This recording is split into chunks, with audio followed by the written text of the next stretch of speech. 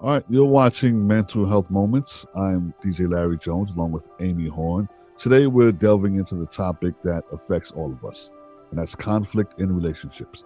Whether it's with a significant other, family member, or friend, disagreements and disputes are a natural part of any relationship. But how can we prevent them from escalating and damaging our connections with others?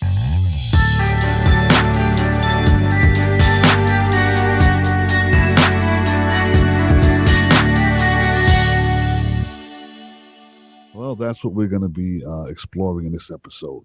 And some of the most common reasons for conflicts in relationships are communication, differences in values or expectations, unresolved emotions, or past traumas. Amy, when, Yes. when these conflicts arise, what are the most effective ways to de escalate them? Well, first of all, you can't meet the energy of the escalated person. So you recognize that they are upset, they're angry, they're emotional. The best thing you can do is take a deep breath and reflect, hey, I can see your name it, upset, angry, frustrated, irritated, annoyed. So name that emotion. Um, I'm confused. What's going on? Help me understand.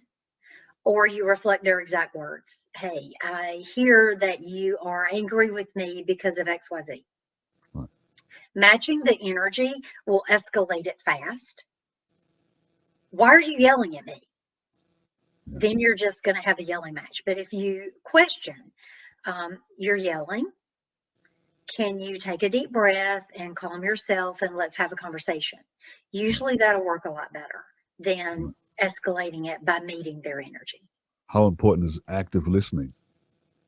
The most important because I can't tell you how often a couple is trying to have a conversation and they're just going into defending themselves or they're going into dismissing or invalidating. Well, I don't see it that way. Well, I don't feel that way. Or I don't see how that's a problem. Like you're silly, you're crazy. That is the worst thing you can do. If you're actively listening to reflect the understanding. So I hear that you're feeling ignored by me when I'm on my phone. Right. And you're on your phone, so I'm kind of confused how you're feeling that way if we're both on our phones. So you're reflecting what is said, but you're not telling someone that they're invalid in their feelings. Maybe you're confused by it, right? Well, I thought we were both on our phones, so why would you be upset about me being up on my phone if you're on yours? Help me understand that. So there's a discrepancy. The person speaking hears the discrepancy without feeling invalidated. So Right. active listening is very important. Very, very important. What role does empathy play in resolving conflicts? If you don't feel cared about, if you feel what you think doesn't matter, if you feel what you feel doesn't matter, you're literally going to feel deflated, diffused, and distinguished. Like it just extinguished everything you were feeling. It's going to kill that love. It's going to kill that admiration. It's hard to respect someone who doesn't care how you feel or who doesn't care what you think. And when somebody doesn't accept your bid for affection or your bid for intellect, and you're not accepting their influence, they are suddenly deflated into a feeling of, I don't matter. I'm Right. not good enough and you don't care about me. So even if you do care about them, your words and your actions can completely convey it doesn't matter what the other person feels or thinks. So if you don't have empathy and you don't speak empathy, that person feels completely crushed and demolished. It's How very far, important. it is very important, how far into a situation should we start looking towards therapy? I would say premarital. If you were to know really good communication skills before you're married, if you know your triggers, if you know your traumas, if you know what makes you tick, what makes you ignite into dynamite and explosion, you're less likely to go there. Right. But if I'm triggered and you're triggered and we're both triggered, that's where escalation really happens. As far as if you're already a couple and you're like, we're in trouble, I would say it's important before arguing continues. When we continue to have the same argument, when we continue to have unresolved issues, before it gets one foot out the door is a great time. It doesn't mean it's too late. If you both have a foot out the door, it's never too late. I've had couples who moved into separate houses who came to me and said, look, we really love each other. We've already moved out, but we still want to see if we can make it work. If you really both want to make it work, it can work. But there's a lot of work for both people, and one person can't be defensive when there's correction for that person. Because I do often have, well, you're targeting me. Well, in this session, I might be targeting you because you're specifically having an issue we need to deal with. Next week, your spouse may be the one that we're going to target an issue, but you can't be void of issue. We're both to blame, Yeah. right? We're both right about how we feel, wrong about how we're communicating it. Right. And yeah, you're absolutely right. And the other always feels like they're right, and the other one is wrong, and But you that's never where we ruin it, right. because if we're fighting to be right or wrong, instead of fighting to find the solution to the problem, Right. right? So if I have to be right all the time and my husband's the loser, he is never going to feel good about the relationship. If I'm always the loser, I'm never going to feel good about the relationship. So if we're looking for a solution to a problem and we're looking how both of us can be okay and in agreement. So if I can feel good about it, even if I don't get my way, Right. so maybe I had to give in a little bit, but we found a solution. Right. And we're both like, okay, I can handle this. I can feel good about it. You can handle it. You can feel good about it. We're going to be solution based in our relationship. Because if we're looking to be right or wrong and there's always a loser, you will be the loser in the end. Even if you win every argument, you will be the loser. What about taking a break and just going to your neutral corners? Is that pretty healthy? Oh, yeah, if you communicate it. So if you walk out of the room or you storm out of the house and you don't say anything, you just abandoned your partner. That if you say, honey, I'm heightened, you're heightened, can we take a 15-minute break? Let's come back in 15 minutes and have this conversation when we've calmed our bodies, calmed our minds. And what's very interesting, a lot of people will take a break to build ammunition. Man, I'm going to go over everything we've ever had wrong and I'm going to throw it Yeah. right back at them when we get back. What needs to happen in that 15 minutes is you go to a room. I love my spouse. I want to find a solution. I want to have resolution with my spouse and be happy with my spouse. If you calm your body, calm your brain, you speak positive into the relationship, you're more likely to come back ready to have a conversation instead of ready to fight. Right. That's a huge mistake a lot of people make. Right. Now, I want to get into a few tips on how to stay calm in an argument. I'll give a few, and then you can give a few, and then we'll talk about it. Number one, I got what you just said. Take deep breaths and calm your nerves and regain focus. Mhm. We went over listening. Pay attention to what the other person is saying without interrupting. Yeah. Uh, and then, like we just said, take a break if you need it. Emotions are running high, and it's okay to take a short break. What are some of the other ways, other things we can do? This is going to sound nuts, but it's really true. I chose this person. Yeah. I chose this person to be my partner in crime the rest of my life. Right. I chose this person for a reason. I'm not liking them right now. Right. What is it I don't like? Is it the way I'm feeling because of their response? Is it behaviors that I don't like? Is it a lack of respect in how I'm spoken to, or a lack of respect in my feelings? Like, what is it about this person I'm not liking in the moment? Because there are plenty of good moments that I feel great in this moment. So staying in the moment, identifying I chose this person. What is it I'm not liking about the person in the moment? What is it I need? Another thing is a lot of us don't know what we really need, and we're like scrounging for what it is we want. But if I stop and say, okay, what I really need right now is, Right.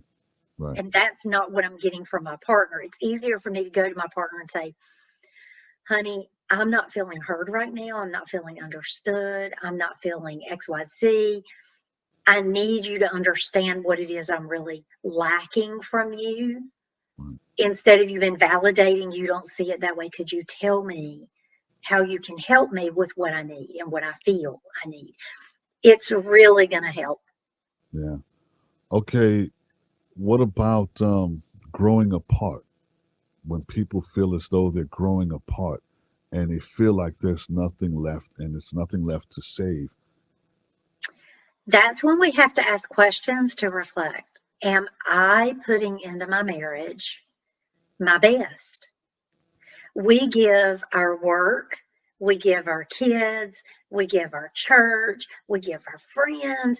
Am I giving my spouse the best of me, or am I giving leftovers? Am I giving my spouse what they truly deserve? And if I'm feeling that I'm not doing that, and I start saying, well, they don't do this and they don't do that, that's a child mentality. Because if I just give my best and I give what I have to give, usually it'll get reciprocated. And if it doesn't, I can say, I'm really trying here. I'm really trying to give you XYZ, and I'm feeling resistance to what I'm giving, or I'm feeling you're not really receiving me. How do we fix that? How do we work through that? If you have the conversation, it helps if you have that internal response first. What is it I'm not giving? What is it I'm not doing? Because self reflection is what we really need to work on first. Right. And what's the best way to approach conflict with your partner or spouse? Lovingly.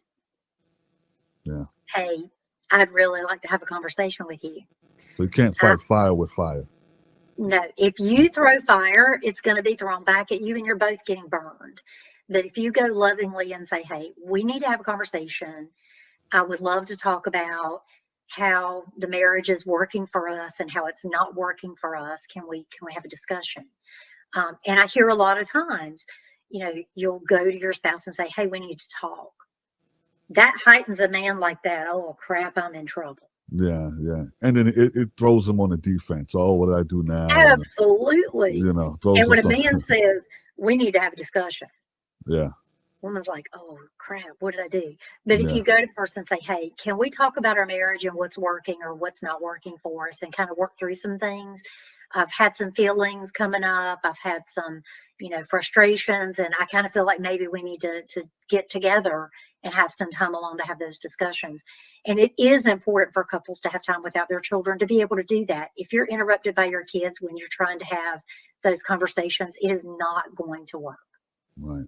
Let's get into some healthy ways to express anger during conflict. My favorite way is to say, I'm really mad at you right now because I tried to talk to you about XYZ and you completely dismissed me and you blew me off. I need to have a conversation with you, but I need you to hear me. Yeah, So there are good ways and there are bad ways. So, bad ways: contempt, eye rolling, name calling, belittling. right, You don't want to go to your spouse and saying, you're not listening to me. I can't stand how you do A, B, C, D, E, F, G. You can't go in like you want to fight. You go right, in, hey, honey, I'm not feeling heard lately. I really want to have a conversation with you. If you go in lovingly, you're received better. They're more likely to listen. right, right. Is it always necessary to compromise? Yes. We both have to compromise, because if I'm always giving in and you're never giving in, at what point does the other person get tired of being the one to give in? Because Right, again, they're going to feel like a loser. right, So you both have to learn to compromise. So what's the solution? Okay, I like this solution. It feels good to me. Does this solution feel good to you? There's an honesty that has to happen in that moment, because a lot of people, that's fine. That's okay. Be honest. I'm not really happy with that, and I'm not sure what's going on or why I'm not really happy with it. But let me think about it a minute. And maybe there's an alternative that I could be a little happier with. The other person can't get mad that the person's not happy, right? I may not be happy about the compromise, but I might be willing to give in on this one. But if we can both be like, it's not my ideal solution, but I can live with this. I can be okay with this. If we're not honest with each other, we are never going to have a good marriage. One of the things I do, and I know it's wrong, is I avoid conflict, right? I try to avoid it. So when she's upset, the first thing I'll do is say, "Oh, relax. Oh, calm down," and that really, really gets her. Should I, or should I not be saying You should never say that. that? Instead, you would say, honey, I can hear you're really upset and I can hear you're really struggling right now. Take some deep breaths. Let's sit down and talk about it. It is very important that we receive our spouse when they have their emotions. And this is the thing, men are afraid of emotions because your whole lives you're told, boys don't cry, boys don't deal with emotions, suck it up, buttercup, be a man up. Like you hear all these things. Yeah. But if a man knows their safety in the emotions, if I'm a man and I'm sitting with my woman's emotions, that makes me a unique man. If you can sit in her emotions and know it's not your fault, she's not blaming you necessarily. It may come out like she is, but you can always say, honey, when you said XYZ, I'm feeling blamed for how you're feeling and I'm a little confused. What did I do? Like, if you can just question the emotions without avoiding them, avoidance doesn't make it go away, it makes it bigger. Because women will hold on to that crap and pile everything else Oh on my it, gosh, yeah. You guys hold on to things for the longest, you know. especially if it's never resolved. If we don't have an agreement at the end of a problem, okay, do you feel good with this agreement? Do you feel good with this solution? If we both say, yes, this works great for me, and it goes that way, there will never be another issue with that again. Yeah. The problem is when we don't really resolve the issue, it doesn't change anything and the behaviors don't change. That's when it's held on to. Some ammunition goes in that gun and they are waiting to shoot it right back at you. And you guys can hold it for years and years. It's like, you know, you got the brain of an elephant. You just I'm going to never tell you forget. though, holding a grudge only hurts the person that holds the grudge. Yeah, yeah. Because the other person is Sometimes going women are on. holding a grudge and the man has no clue the For, woman's even pissed. exactly, exactly. He's gone about his business. He's having all kinds of fun, and she's just boiling and stewing, and it's only hurting her. Right. Yeah. So the things I've learned today is don't say relax, don't say calm down, and don't say take it easy. No, honey, I can see you're really upset. I can hear that you're really stressed and frustrated. Take some deep breaths. Let's sit down and have a talk about it. Right. The minute you do that, you cared about what you see in her. You care about what you're hearing. Right. You do want her to calm down, but you don't, that's not Look, where you start. yeah, yeah. Honey, I hear you're really frustrated. Let's take some deep breaths and sit down and talk about it. Right. Well, we're running out of time. It's always a pleasure doing mental health moments with Amy. It's been a while since we've done it. We're back again, Life and happens. life happens, and we'll be back again next week and watching mental health moments with Larry Jones and Amy Horn. Y'all gonna be awesome. The Power Hour is brought to you by Soul TV.